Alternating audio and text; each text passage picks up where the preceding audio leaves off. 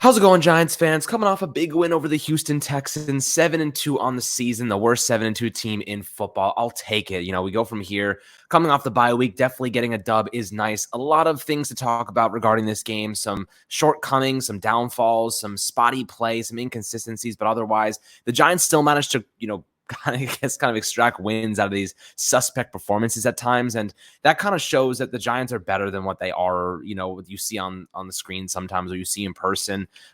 Despite all the penalties, despite all of the issues that they had in the second quarter, really throughout this game, they still managed to win, and I think that's a pretty good indication that this team is where you want it to be in terms of if you play clean football, if your offense gets better, you start to plug some pieces during next offseason, whatnot. This team can be very good. They're winning games looking a little bit suspect, and I think that's a good indication of where we are as a team right now. But 7-2 has never felt so good after all the pain we felt over the years. I'm very excited to kind of dive into how the Giants figured out this win, some things we got to work on, and some main takeaways. But Anthony, how are you feeling after the dub? I am feeling great, man. Huge win by the New York Giants, of course. Losing against Seattle going into that bye week, coming out of the bye week with a win was very refreshing. And 7-2, what a record! The best record that the Giants have had since 2008. It's been a long time since the Giants have been this good of a football team in the regular season. And I'm super excited because this is a huge win for the Giants. Of course, we've seen them come from behind against some better teams and find a way to win. But today, they took a lead early and they never let it go. They had a lead from start to finish, which is something that the Giants haven't done all year long. They haven't led the game and then finished with the lead. So it was a big win for the Giants in that regard. It was a very interesting offensive game plan, a different strategy that the Giants ended up going with. And of course, taking a look at how they just ran the ball down the throats of the Houston Texans was fun to watch. Saquon Barkley with an awesome performance, and also Daniel Jones played some damn good football as well. So really overall, sloppy first half, yes, but they went into halftime. Brian Dable, Mike Kafka, Wink Martindale, they made the necessary adjustments to find that win. It was a well-coached game against a lesser opponent, and I'm really happy to see the Giants come out with another W. Absolutely. Now, a lot of people were quite upset about the Giants' play calling today. Obviously their passing game is not where it needs to be, not where we want it to be. Kenny Golladay had a couple of massive drops. The first one, definitely was iffy. It could have gone both ways, but that second drop got him benched for the entire second half. You can't be doing that. $16 million. I don't even know what to say when you're talking about a player who should be an impact guy on this team, making 16 mil a year, and he can't catch a simple crossing route. It's really bothering me. And I know it's bothering everybody else. He has played his way off this team. We can't cut him now because it would cost us more to cut him than to keep him, but he should be benched moving forward. They were saying, before the game that he was going to get ample playing time, and he was in the first half. After those drops, though, his playing time went right off a cliff, and then you see Isaiah Hodgins come in there and make some big plays. Darius Slayton made some big plays. Wan'Dale Robinson got involved.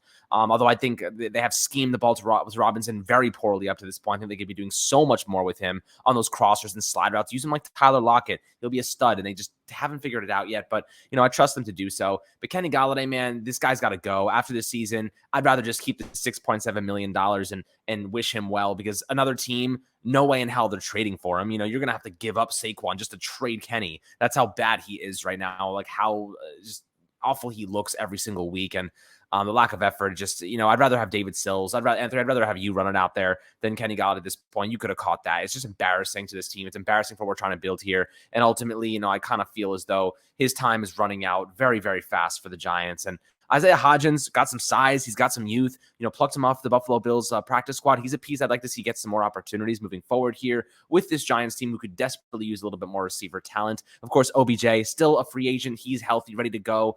So we'll see if they can maybe make something happen there and sign him to help out this team moving forward. But I think maybe he wants to go to a contending team that could use a little bit of support at the wide receiver position. But, looking at Kenny Golladay, Anthony, how are you feeling right now? Because after that last drop, I was absolutely livid. Yeah, I'm ready to see him go. I've seen enough of Kenny Golladay. The experiment of Kenny Golladay with the New York Giants, it's a failed experiment, and it's ready. I'm ready to just cut our losses, and just let him go. Because at this point, he's doing more harm to the offense than he is doing good. Of course, 2 drops today. One of them, yes, was a difficult catch. He had to really outstretch. It wasn't the best throw from Daniel Jones. But then the second one hit him right on the numbers. And it was just a low effort, lazy catch attempt. He tried to just body catch it. All he had to do was put his hands on the ball and turn upfield. And he just didn't even seem to put in enough effort to make that simple routine reception that he should be making in practice 100 times a day with his eyes closed. So Kenny Golladay has zero effort when he's out there on the football field. That's why they benched him in week 2 in the first place. It was because of effort. And now coming out of this injury, coming out of this bye week, we thought, maybe Kenny Golladay, he's going to turn things around, have some sort of positive impact on the Giants offense. Well, the impact that he has is negative. He literally makes the Giants offense worse. The Giants are better off with him on the sideline or just not even on the team at this point. So keep feeding the ball to Darius Slayton. Big play Slay with an impressive touchdown grab today. The 54-yard catch and run turns a 5-yard gain into a house call. Incredible stuff there. Kenny Golladay does not possess that ability. And giving him,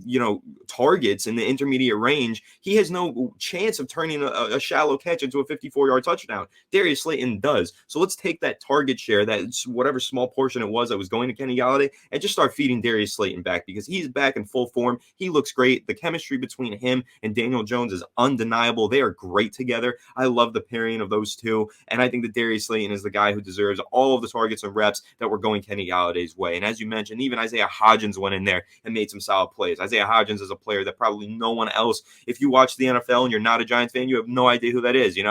Just a low-key guy that the Giants picked up on a practice squad, and he's better than Kenny Golladay, who's making $72 million on this 5-year contract. So I'm done with Kenny G. It was a nice experiment. I had high hopes for the whole thing, but it just didn't work out, man. And that's really the end of it. The Giants just need to cut their losses here. As you mentioned, once we get into this offseason, there's no shot that he's in a New York Giants uniform 2023. There's better names out there. There's more affordable options. You mentioned Odell Beckham Jr. He's not even going to be ready for another few weeks anyway.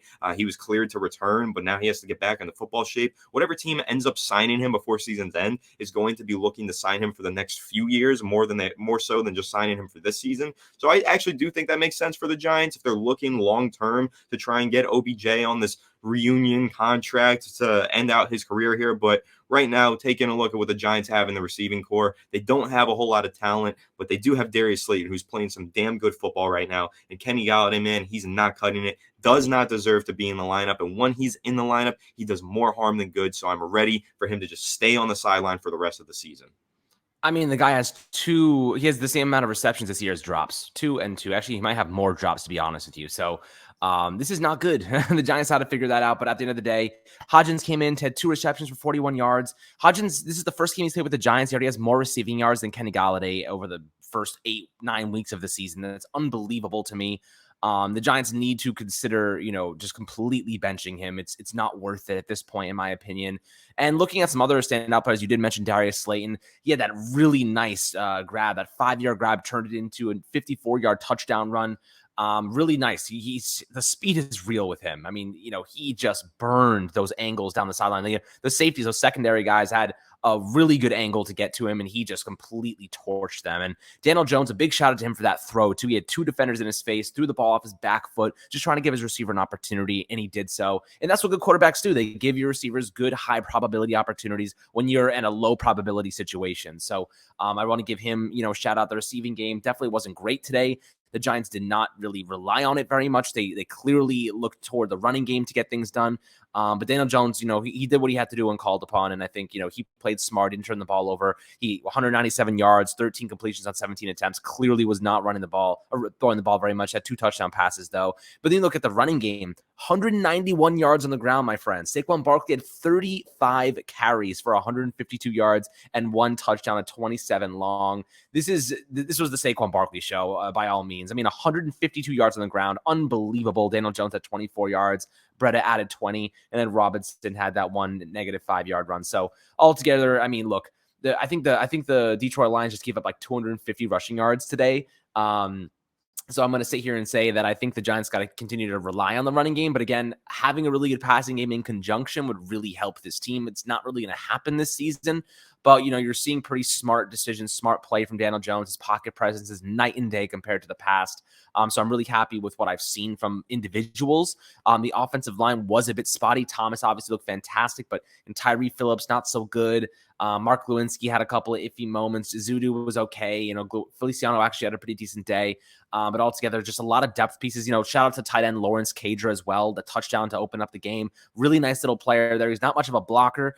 He's a transition receiver to a tight end. So, he's pretty good speed, some good hands. And I like him as a nice little piece on this Giants offense while Daniel Bellinger recovers from that eye injury, Anthony. But when you're looking at the defensive side, some big standout players from this. And, notably, we're going to talk about, Dexter Lawrence, who had 2 sacks today, or a sack, a tackle for loss, 5 quarterback hits. Dexter Lawrence, 5 freaking quarterback hits. Jason Pinnock had a pretty nice day, 1.5 sacks, 2 quarterback hits, 4 tackles. And Leonard Williams had 9 tackles and a quarterback hit, a half a sack. And then, of course, Dane Belton had a pretty tough outing in his first opportunity at free safety with Xavier McKinney out. But he had that interception in the late in the game that really helped us stay in it. But when you're looking at the defensive side, Anthony, who stood out to you? There's a couple of individuals that had really good games today. Yeah, there's a few. And honestly, standing out in general, Wink Martindale, he has done a tremendous job, a spectacular job with this defensive unit so far this season. And that continues into today's game. I mean, Wink Martindale has just done such a fine job. These players know exactly what they're called upon to do. He's dialing up some very creative blitzes. The players are getting pressure on the quarterback in general. Leonard Williams is one of those standout performers from today's game. He was constantly in the backfield, whether that was in run defense or as a pass rusher. He ended the day with 9 total tackles, leading the team as an interior defensive lineman in tackles. It's a very difficult feat to accomplish, and he accomplished that. So 9 total tackles, a half a sack, and a quarterback hit. Just a super active game from Leonard Williams, including that forced fumble on the goal line. And then, of course, you're taking a look at Dexter Lawrence, who's just been on a mission this season. He is a man on a mission. Extend Dexter Lawrence. He deserves every penny that he has coming his way. He is a huge boost to the Giants defense every week that he's on the field, and the Giants need to keep him around long term. As you mentioned, 5 quarterback hits, a sack, 5 total tackles.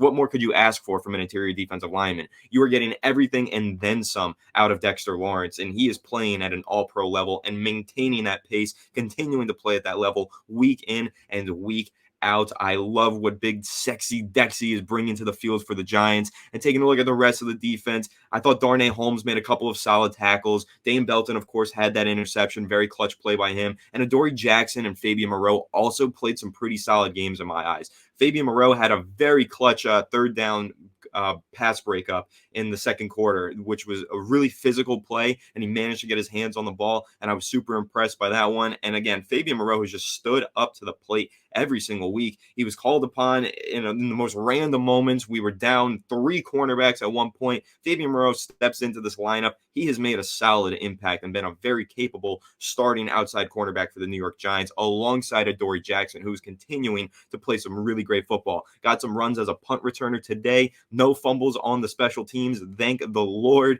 The special teams did not sink the Giants this week. And he also caught the game-winning recovery on the onside kick at the end of the game. So shout out to Adoree Jackson for that. Again, stellar performances across the board from the defensive side of the ball for the New York Giants. Again, I just love everything that Wink Martindale is doing with this defense. Every single player that you can imagine, they're just playing the best football of their lives right now. Every single one of those players. He is getting the most out of every single player. They're all realizing their maximum potential right now. That speaks volumes to the type of coach that Wink Martindale is and how good he is at developing homegrown talent. So I love Wink Martindale's defense through these first 9 games, and I can't wait to see how the season finishes out, because Wink Martindale is honestly making a case for assistant coach of the year. Yeah, I would definitely say so. Mike Kafka had a little bit of a iffy game calling day today, but the Giants just can't rely on their passing game just yet. Evan Neal hopefully gets healthy here in a couple of weeks, maybe even next week against Detroit. They have a pretty potent offense, so the defense is going to have to step up. St. Brown over there is really, really good. Amon-Ra, nasty player, and Jamal Williams and DeAndre Swift, they got a lot of talent.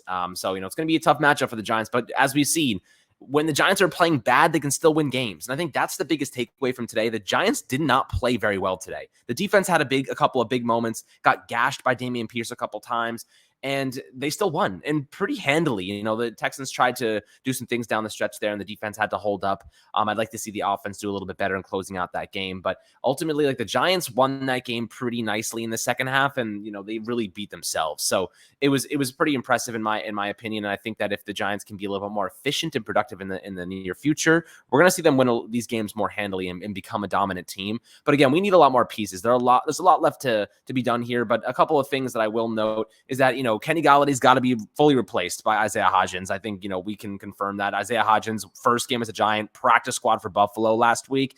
Now he has 41 yards to Kenny Galladay's 22 yards on the season.